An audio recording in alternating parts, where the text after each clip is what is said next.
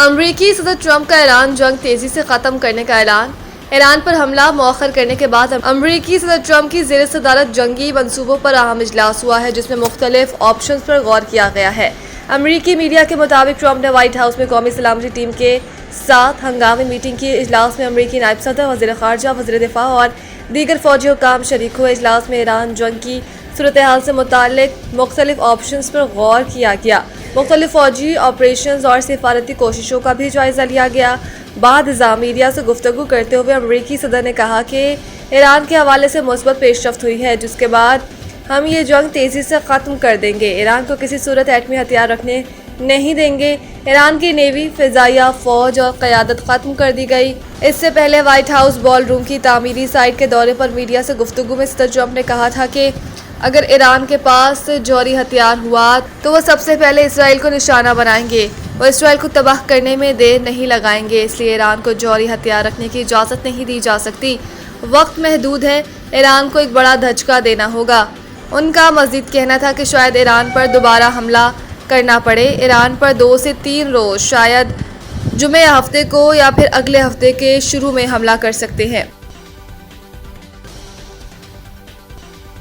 Iran की America को दोबारा जारहियत पर सख्त कार्रवाई की वार्निंग। अपने बयान में ईरानी वज़ीर ख़ारजा अब्बास अराग़ची ने कहा कि अगर ईरान और अमेरिका के दरमियान दोबारा जंग शुरू होती है तो ईरान मज़ीद अमेरिकी तैयारों को तबाह करने के लिए तैयार है। उनका कहना था कि ईरान की मुसल्लह फ़ौज पहले ही इस बात की तस्दीक कर चुकी है कि वो जदीद तरीन F-35 लड़ाका तैयारे को भी निशाना बनाने की सलाहियत रखती है। हमने जो सबक सिखाया है और जो तजुर्बा हासिल किया है, इसकी बुनियाद पर अगर दोबारा जंग हुई तो इसमें कई मज़ीद हैरत अंगेज नताइज सामने आएंगे। अब्बास अराग़ची ने अमरीकी कांग्रेस की रिसर्च सर्विस की एक हालिया रिपोर्ट का हवाला देते हुए कहा कि इसमें खुद अमरीकी कांग्रेस ने तस्लीम किया है कि अरबों डॉलर मालियत के दर्जनों तैयारे तबाह या नुकसान का शिकार हुए हैं।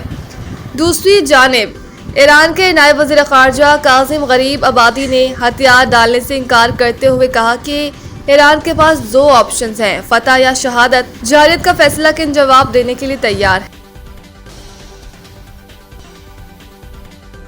सना यूसुफ कत्ल केस, अदालत का तफसीली फैसला जारी। 27 सफ़हात पर मुश्तमिल फैसला एडिशनल डिस्ट्रिक्ट एंड सेशन जज अफजल मजूका ने जारी किया, जिसमें कहा गया है कि इस्तग़ासा ने 2 चश्मोदीद गवाहों की शक्ल में मुलजिम के खिलाफ भरपूर शवाहिद पेश किए। मुलजिम के फिंगरप्रिंट भी मकतूला के घर से मिले। फैसले के मुताबिक मुलजिम से इस्तेमाल होने वाली गाड़ी और पिस्टल भी रिकवर हुई। मुलजिम ने मुलाकात न करने पर 17 साला मासूम लड़की का कत्ल किया। मुलाकात न करने के अलावा कत्ल का कोई और मुहर्रिक नहीं था। फैसले में ये भी कहा गया कि मुलजिम किसी भी नरमी का मुस्तहिक नहीं, लिहाजा अदालत मुलजिम उमर हयात को दफ़ा 302 के तहत मौत की सज़ा सुनाती है। मुलजिम पर 2 लाख रुपए जुर्माने भी आयद किए जाते रहे। फैसले के मुताबिक मुलजिम की PPC की दफ़ा 392 के तहत 10 साल कैद और 2 लाख जुर्माने, PPC की दफ़ा 499 के तहत 10 साल कैद और 2 लाख जुर्माने और PPC की दफ़ा 411 के तहत 1 साल कैद और 1 लाख जुर्माने की सजाएं भी सुनाई गई हैं।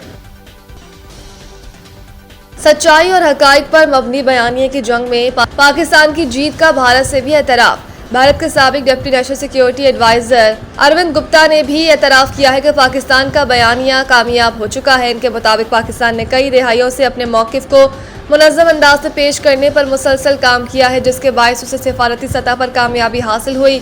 अरविंद गुप्ता का कहना था कि ISI, ISPR और दीगर इदारों से वाबस्ता अफराद मुख्तलिफ प्लेटफॉर्म्स पर मुतहरिक हैं और पाकिस्तान ने भारतीय बयानिया का तोड़ करने के लिए एक तवील मुद्दती हिकमत अमली अपनाई। उन्होंने ये भी तस्लीम किया कि खलीजी जंग के तनाजुर में ईरान ने पाकिस्तान पर अपने एतमाद का इजहार किया, जो पाकिस्तान की इलाकाई अहमियत और सिफारती हैसियत को जाहिर करता है। माहिरीन के मुताबिक जब खुद भारत के साबिक आला सिक्योरिटी हुक्काम अपने बयानियों पर शकूक व शुबहात जाहिर करें तो उस पर सवालात उठना फितरी अमर है। तज्ज़ियाकारों का कहना है कि भारत ने आलमी सतह पर अपने अमूमी तासुर पर ज़्यादा तवज्जो दी, जबकि पाकिस्तान ने मौसर सफारतकारी के जरिए अपने मौक़िफ़ की सच्चाई को उजागर किया। पाकिस्तान और बांग्लादेश के दरमियान सेलेट के मकाम पर जारी दूसरे टेस्ट मैच के आखिरी दिन में बांग्लादेश को जीत के लिए 3 विकेटें दरकार थी, जबकि पाकिस्तान को कामयाबी के लिए 121 रन की ज़रूरत थी। टेस्ट मैच के 5वें दिन पाकिस्तान टीम 438 रन के हदफ के ताक़ुब में 595 बनाकर आउट हो गई और इस तरह बांग्लादेश ने कौमी टीम को 78 रन से शिकस्त दी। बांग्लादेश टेस्ट टीम ने तारीख रकम करते हुए पाकिस्तान टीम को 2 टेस्ट मैचों की सीरीज में क्लीन स्वीप कर दिया। पाकिस्तान और बांग्लादेश के दरमियान सिलेट के मकाम पर जारी दूसरे टेस्ट मैच के आखिरी दिन का आगाज हो चुका है, जहां कौमी टीम के 7 विकेटों के नुकसान पर 316 रन बन चुके हैं। पाकिस्तान टीम की जानिब से मोहम्मद रिजवान 75 और साजिद खान 8 रन के साथ दिन का आगाज कर रहे हैं। बांग्लादेश को जीत के लिए 3 विकेटें दरकार हैं, जबकि पाकिस्तान को जीत के लिए 121 रन की जरूरत है। साजिद खान 28 रन बनाकर आउट हुए।